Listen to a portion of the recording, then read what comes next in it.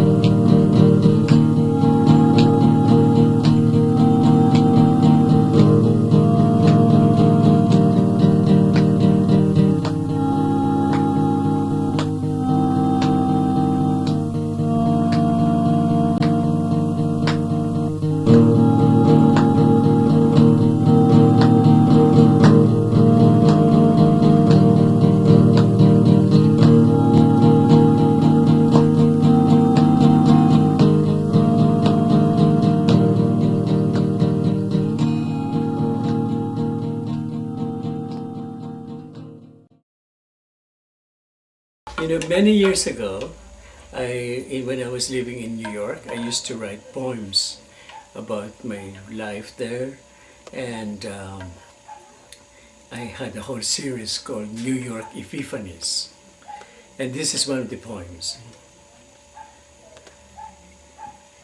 I dreamt of shamans in Manhattan, of seers in a trance, and magi in a dance of ecstatic liberation.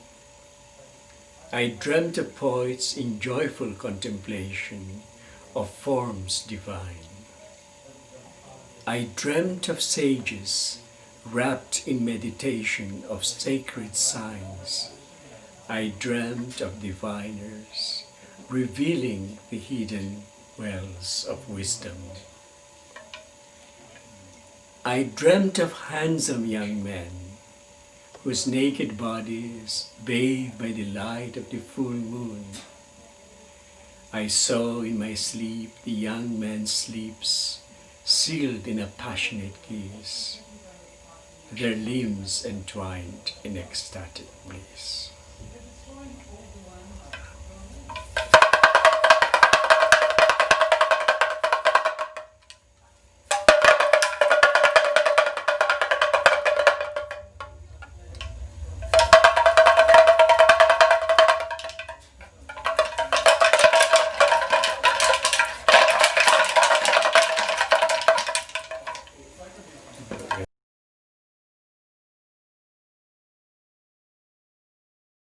But actually, if you go to New York, I grew up there.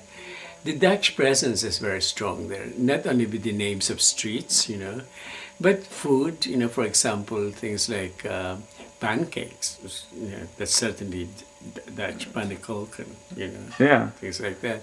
So it's still there, very strong. And then in upstate New York, it's even stronger because I grew up in a place, they call it Rhinebeck, yeah, partly in summer. Well, there's nothing to do with the Rhine. It's actually to do with just a Dutch colony. You know, Right, okay. Yeah, it was a Dutch colony.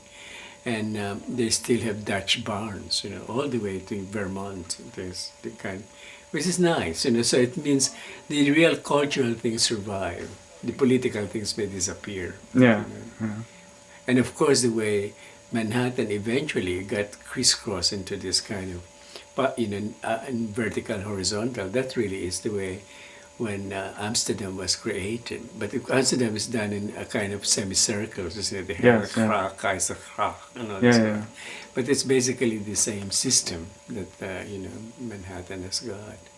And the only street on Manhattan that is not on the vertical, this is very interesting, vertical horizontal thing, is Broadway, because it was an old American Indian or Native American path, you know, they went from the north to the south of the island, and it's a diagonal. And it's very funny because when Mondrian went to Manhattan and created his last works, Broadway, Boogie Woogie, etc., I always really remember that he had big rows with Van Doesburg, because Van Doesburg believed in the diagonal, and Mondrian said no diagonals, and they had a big row.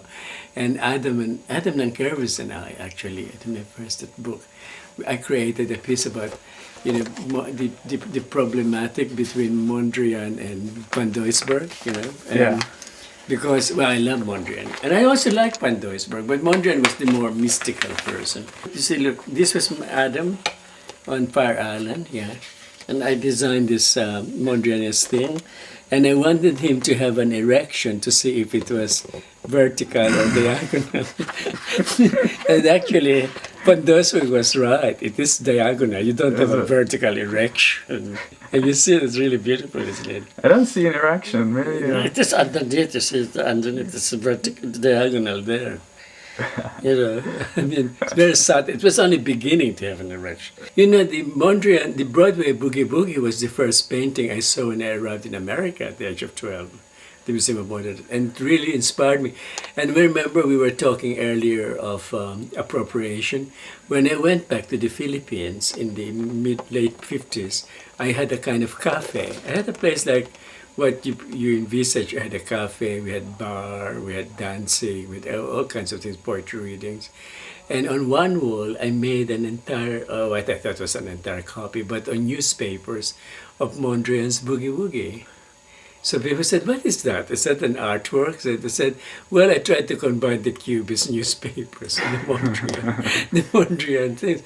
That's a one way of appropriating. So way back, I was doing appropriations. And what about your improvisations, the impromptus? Because I remember you. Adam, I'm now wearing your thing, but I did. This is one, with Adam too. This is a beautiful one. I think if I can find it. We were in Manhattan, and a continuation of this is oh, by the way, this is beautiful. This is the grave of Mondrian in Brooklyn. There's a pauper's grave. And Adam went, and I went there and brought him some chrysanthemums. This is one of his drawings, this chrysanthemum. On the 50th anniversary of Mondrian's death, on the same day. Yeah, this is quite beautiful. And you have the letter M written on the star. And sorry. I've seen that.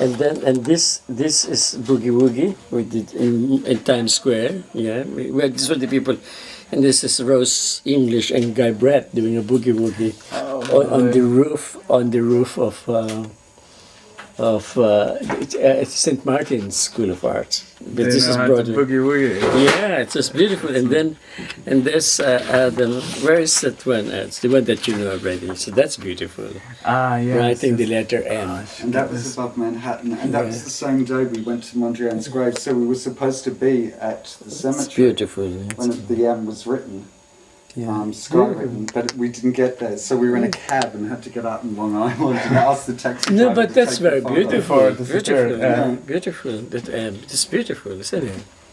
Yeah, it's lovely. Okay, that's a kind of very impromptu. nice. Okay, another question now you're going to ask. Because I remember in London you once you did an impromptu, I think in a department store on the escalators. Like a Rambo homage. That's true. Yeah. Well, the first one I did on escalators actually in New York also, at the Port Authority, and I was one of the awardees by the New York Foundation of the Arts, as Artists of New York. And I decided, well, it's so hard when you're young, well, not young, but unrecognized, really, by the establishment, to do things in museums, because they're so uptight. They were more uptight then than now. And I decided I'd do it in the streets. And there's the Port Authority. That was also interesting because this was a time when the first CCTVs were in usage, and they had this escalator, so I would go up and down carrying a suitcase, as if I was leaving or coming, But in the middle of it, I would do an impromptu with a kind of maybe sometimes a dance, and sometimes I imagine myself as in a painting by Watteau, you know, and then I would do a minuet, and then sometimes I do a boogie woogie, and this was all recorded on this TV, CCTV, and people were saying, "What is that?" You see, I said, "Well, you know, it's an impromptu, you know, because the word came from Molière. He made an impromptu at the coronation of Louis XIV, you know, and he wanted Louis XIV to know he was an artist, so he made an impromptu." What did he do? Well, I think he invited a lot of this. They had to go to Versailles. He invited all his friends who were actors, and they started doing a kind of pantomime. Of course, obviously in homage to the Sun King. So then I realized, remember, many years later, you know, many centuries later, remember Sebastiaan, I was at 291 during the London Biennale. Yes, I was going to ask and you. I did a kind of impromptu there. But I remembered, oh, the Sun King. Why not look at the sun and then the moon and the stars and then of course England is always the weather. You know, is it raining? Is it this? So I just asked people, do you want to be the rainbow? Do you want to be the sun? And we just put it on together. It was really nice. Just only one or two photographs. It was almost in darkness. It was good enough, though. To me, there's a big difference between the art you do as an artist, the work you do in the studio, in a sort of more introspective kind of mood, and extrovert, and the exchange amongst when artists are amongst each other and they kind of bounce ideas off each other and it's always this difference. Yeah. But you know, one thing, art historians, because you see, unfortunately, books are normally always written with objects that are already done. The process is forgotten. But actually, every single artist was involved in some kind of performance. For example, the Venetian artists they love banquets, you know, having parties and playing musical instruments, because Venice was really a center of music. So you have, in fact, paintings by Giorgione, by a very famous one by Paolo Veronese, where all these great artists were playing musical instruments, you know, and having a banquet. Yeah. And even artists who were court artists like Velázquez, they did other things. They not only painted the king, they had to have other jobs like organize receptions, do performances. Leonardo da Vinci was very famous for his performances. And there were different kinds. Some were very theatrical, you know. Some were just very intimate, you know. And it's a very good thing, because even in the 20th century in Zurich, the Dadaists got together, had a cabaret. And Van Doesburg actually moved around with Sophie Tauber-Arp, and they did also another kind of cabaret, that famous one, I think, somewhere in Salzburg, or is it? Oh no, it's Alsace-Lorraine. I mean, they have a nightclub, you right? know? And once Van Doesburg and Kurt Schwitters toured Holland, performing, where Schwitters was acting like a dog and trying to bite people. You know? Van Doesburg was giving his lectures. Even Mondrian was famous for going to dance nightclubs. And then Gabo told me that even when they were in London during the war, the one thing he was going, even though it was forbidden to go out, it was to go to nightclubs in Soho, you know. But he wasn't very good looking, you see, that's his problem. I mean, no, because I was explaining it to someone, you know, the artists in exile in New York, like Duchamp, Max Ernst, they were handsome men, you know. They had rich women, you know, taking care of them. You know. Yes. Max Ernst married Peggy Guggenheim, and Duchamp had all these rich socialites, you know, hanging out because he was so good looking. But no one was hanging out with Mondrian, poor guy, not even a gay old man. And he was also very deep into theosophy, you know. Yes. And he was so deep into it that he was trying to find the perfect structure, you know, because he had this theory, amazing theory, like dynamic equilibrium, male and female. So he sold a painting when he was still in Paris to Peggy Guggenheim. And Peggy Guggenheim had a gallery in New York, and the advisor was Duchamp. And Duchamp said to Mondrian, why don't you make another painting to sell to her? Because, you know, you're quite starving here. Yeah. And he couldn't. He said, I still haven't finished this one that he already sold to her. He had no business sense, let's put it that way. Yeah. So he died of malnutrition, It's just a pity. Partly also his fault. He only ate carrots, in the last years of his life. His hair apparently turned orange. It's avant-garde, Liar. No, it's true. According to Gab, when they found all his hair had been orange because he only ate, he was really a strong vegetarian. Holland is still full of that. The vegans and all that. They're all vegetarians. Yeah, in they're all Holland. vegetarians. Yeah. And yet they produce a lot of cows. This is really strange. I mean, a very strange phenomenon, the Dutch phenomenon. Now, I think the thing about it is, well, there are many kinds of participation, obviously, but the most important thing to remember is to make the person be part of it. To me, great art is participatory because it doesn't give you everything. It makes your mind think. Why is it that Vermeer, Vermeer, as you say, Vermeer from Delft, is so beautiful? Because you really want to find out what is that lady reading. What is the letter? Not.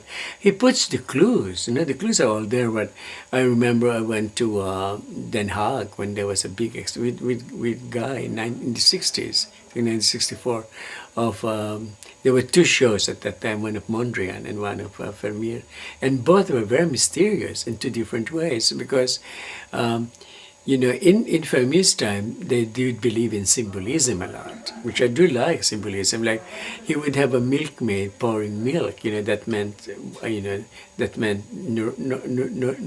nourishment, Yeah.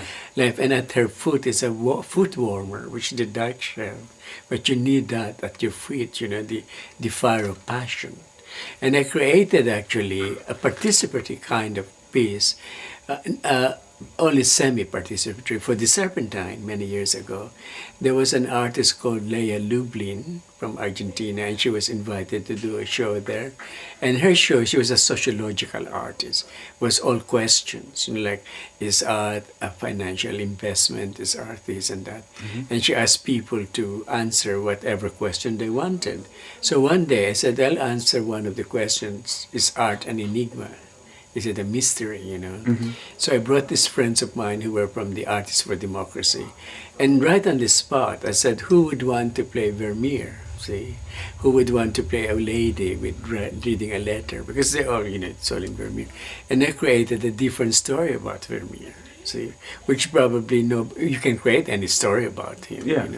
And I said that the fact is, first he got married to a country woman. He was really a city guy because one of the earliest paintings was showing this bride and groom being made to each other. So I just based it on his storylines. Yeah. Even then he falls in love with a young woman, and the wife is a bit annoyed, talking to the maid. But there's another, probably a daughter, talking to a soldier, because at that time the civil wars in Holland was dying out, but soldiers were still around. But they were not fighting anymore. They were drinking wine, being a nasty lot, singing songs and being, seducing women. Yeah. Or seducing each other, Yeah. And then I created this it was a beautiful piece, but it was very participatory in that, like when I ask you, would you like to be a rainbow or raindrop? And it's something you can understand. I think it must be easy, you must be able to create a situation that people can understand, even if they have not experienced it before. See, and more and more I'm more into things that are even more communal. I did a piece at the Swiss Institute last year. It was last year. I was invited to do a piece about performance in Performance 7. It was a festival performance, and I thought I started to experiment with art that has no meaning. See, and people said to me, I started first in Berlin. I did a piece where I arrived at the Kunstpunkt and I gave newspapers to people. And I said, just color all the letter O, with the different colors. And since there are only sort of 8 colors in the rainbow, and I divided people into 2 parts, right? And I said, no, you have the newspapers. Those that have the letter O, that are colored red, you just say, oh, Yes. Then the next line, orange, etc. Then on one side, those who had the letter O colored, you pronounce the entire word, like you say good morgen, But those that did not have it, you say the words without the vowels, without the O. So they say, Yes. and it became a beautiful kind of choral music. Yeah. And anybody can join in. Yes. See, you can use maybe another word like lekker and mooi. So you can say lekker. It becomes something very nice, you see. So I said, but what is the meaning of that? It has really no meaning, right? And I said, I'm beginning closer and closer to making art without meaning, because, everybody wants to make art with meaning. And I was asked, why? I said, well, it will be good if we don't do art all the time. That 24 hours you don't stand in the museum and look at paintings, for crying out loud. Yeah. It's not even guards do it in the museums. Yeah. But it'd be nice to experience art that has no meaning. Then you go back to life, it has meaning. For the first time you say, oh my God, even sitting down is meaningful. Even drinking a cup of coffee. But for most people, it's just a meaningless round of things, you see. So when I went to New York, I said, when I do something again, experiment with the meaningless, but see if we can find this time a kind of meaning. And on the way there, I was in Paris, and I saw a book about Rock Hudson, the film star. Now, when he was a famous film star, Rock Hudson was told that he was very, heterosexual. He was a lover of women, which is all a lie, He was really gay, And they only found out when he got AIDS, But this book was printed with a photograph of him playing cards on the lawn of his home in Hollywood, looking very handsome and very, very healthy when he wasn't anymore. Mm-hmm. But I was looking at the cards, and they were all aces. When you have 4 aces, that means you have the highest, right? Yeah, you win, right, in poker. So I said, that's an interesting one. I'll do a piece first. First, I was invited by artists in Hammersmith. And I said, I brought cards, only aces, right? So I said, okay, pick up the aces, the people in the audience who want to join in. And I said, if you have the ace of diamonds, think of a verb, right? So people who had the diamonds said, okay, running, jumping, sitting, all kinds of verbs, either present participle or go, or They said, if you have an ace of heart, think of a noun, say like moon, or table, or If you have the ace of spades, think of an adverb like beautifully, or quickly, or something like that. And then the ace of clubs, any kind of adjective like green or big, or any adjective. So eventually people were reading what they had the cards, and it became poems. Like say, like, the moon is shining in the sky and all that. And they said, oh my God, you can create poems out of just cards. She said, of course, you don't have to think so hard. You can do thinking for you, like you have it all in your brain. Yeah. So now they even exchange cards, so you exchange moon with sitting, jumping. It became so amazing. So I said, I'll try this in a different way in New York. So I sent an email to Franklin Furnace, right? And I said, I need 12 young men to go to this Swiss Institute. All they have to have is underwear that's white and shirt that's white. And they have to be aged between 21 and 25. And on the opening day, I only met 2 or 3 of them before. A lot of young men came because they are young actors, performance artists, and they wanted to be in the performance. I said, well, I have to ask you questions first. So I said, obviously you're all men guys, so you have to take off your clothes and you see that they're in underwear. And they're wearing the right underwear that I specified. And I said, how old are you? And people said, they're a bit over the top. I said, I'm sorry, I can't have you in this performance. I have only young people. And they said to me, that's so, some people in the audience, that's really ages, Yeah. So I said, And of course, all men and all my feminist friends said, "My God, it's so sexist," you know. And then I even asked. There was a black guy for one of the people. He said, "Where were you born?" He said, "Oh, I was born in Jamaica." I said, "I'm sorry, I can't have you in this performance." And they were saying, "Oh my God, he's also racist." You know, they're all whispering, and some were even very loud voices. Right. So I said, "Look, I'm going to now give you these 4 cards, right? And you start doing this poem. Now just think of 4, yeah, and then they think of 4. And the first thing is, what are the 4 directions?" Everybody said, north, south, east, west.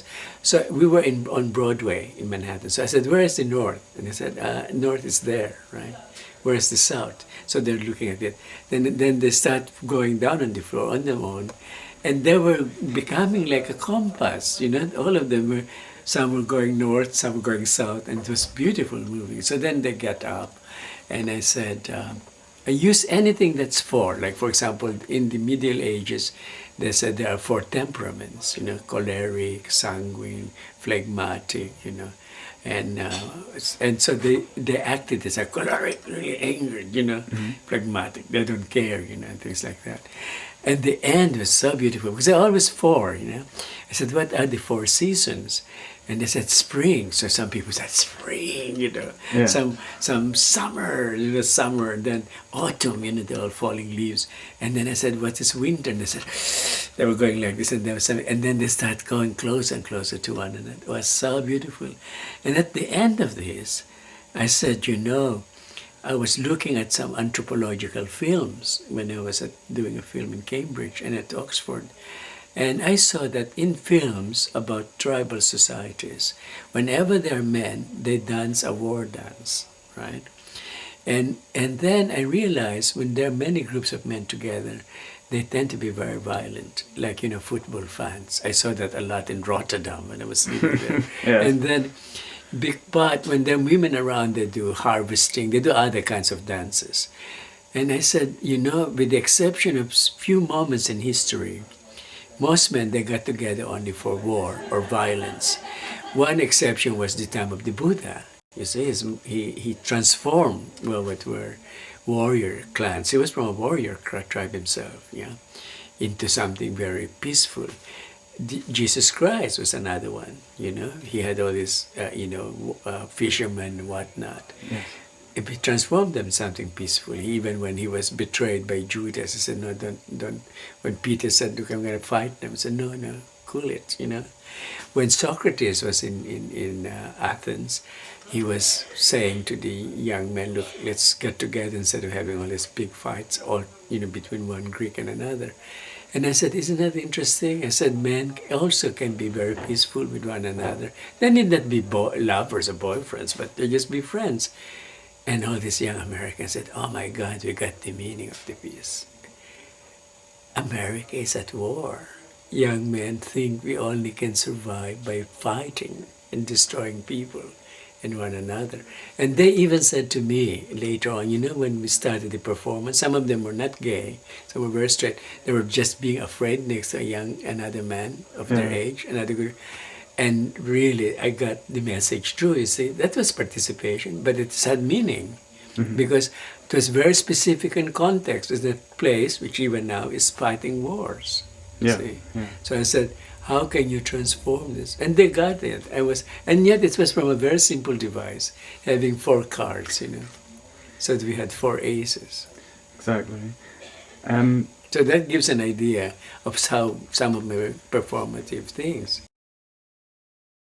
Over a period of time, with my life, you know, life in an artist is always subject to chance, you know, and change. And I've been very lucky that I was able to travel, I was able to be in big exhibitions. And then I realized that at a certain point, certain artists become markers, you know, they're more like the jet-setting lot, you know. And when we were in the Johannesburg Biennale, Adam and I I met almost all the artists I've known before, big name artists. And I said, how come they don't invite other artists not so famous, And some artists are not very good at networking or promoting themselves. Some are just a bit unlucky. Some are too experimental, too advanced. Some are doing things that are not flavor of the month. So I said, when I was then here at DAAD in Berlin, I said, well, why don't we do a biennale that's open to anyone, see? Really without exception. And I was being criticized by my friends. Said, what about quality control? I love that word, quality control. I said, listen, in art, quality goes to the top, whether you want to stop it or not, And only time will tell. There were many artists who people didn't think had quality, then turned out to be real quality. Well, again, I have to quote Dutch. Vermeer was one, and Van Gogh is another. Sometimes it's in your own lifetime. And then I said, to put it in London is not difficult because there's so many places in London, In other words, you don't need to have it in a gallery. You can have it in an old church, in a nightclub, in a pub, in the parks. In fact, we opened it at Soho Square, So now it's continuing. It's, I think, over 1,000 artists have been in it. Since it is every 2 years, in between people, I encourage people, they do their own. We call them pollinations. So they've done it in Rio de Janeiro, in Rome, in Paris, in Berlin. Can you imagine? We don't even have a penny. So, we was, how do you do it? The next Biennale will be in India, at the Taj Mahal.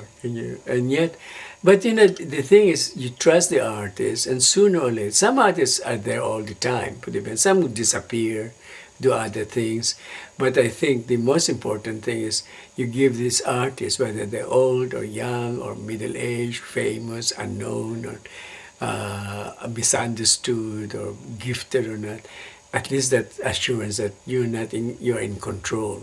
You control, the artist must control, because the artist is less and less in control of what he does or she does. Because there's so many things, there's institutions, the market forces, everything goes around. And you need at least one moment when it doesn't mean that an artist doesn't have to have a gallery or exhibit in institutions. I do. Recently I was at the Royal Academy. I've done shows at Tate Modern. And the thing is, it's really nice to feel that at least one thing I can do. Sometimes an artist does something out of what is expected of him or her. They can just go to the London Biennale. You join in, very simple. You make an arrow, have a photograph or photo montages to the Aero statue in Piccadilly, and you're in the London Biennale. You make 3 copies. You're there forever if you want to. And it's very good networking. We see the people go around the world and say, oh, you've been in the London Biennale. I was in the London Biennale. Some people have never even been to London. They're in the London Biennale. Isn't that nice? I mean, and it is nice. It disturbs a lot of people with vested interest. It's subversive in its own way. Yeah, but it doesn't mean to be. It means actually to give it even freedom to the main curators to say, look, let's check out on these people. Because before you can even curate a show in a major gallery, it takes years, really years, because of the calendar that they have to fill in. And then they have to get the sponsors and all that. But people can still do that. But imagine what a nice thing that you can do your own thing, without. And then there were people in the band who did shows and only had 2 or 3 people going to the shows. But at least the process of doing a show was good for them, And then there are those that lots and lots of people go to. There are those that put them in very amazing places, like on canals, and I love those things. Experimentation of that kind. And there are also those who just do paint and sculpt and drawings. They're beautiful things too, because I do all those things myself. Why should you limit yourself? Isn't it? Exactly. If you have something to say it in the best way you can say it. See, that's the way. And you can learn from each other too. Both positive and negative things. I'm gonna. Shall we finish on that thought? That's wonderful. Well, you can also make babies. The London Biennale artists have met each other, and there's a lot of babies have been made. That's really true.